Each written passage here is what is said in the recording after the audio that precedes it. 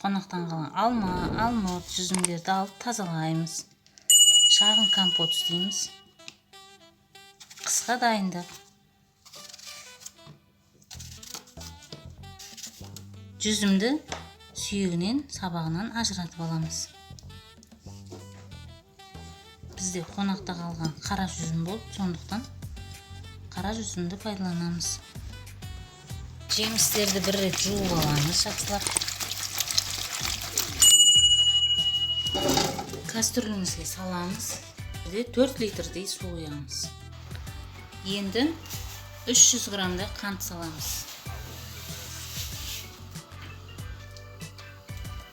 Лимон болмаса, лимонный кислота кішкене қоссаңыздар болады, дәм берген. Өте керемет дәм шығады. Жарты шай қасы. Сонымен компотымыздың қайнағанын күтеміз. 20 минут қайнаса жетеді. Қаны стерилизовать етіп аламыз. Енді компотымызды құямыз. Қысқа компотымыз дайын.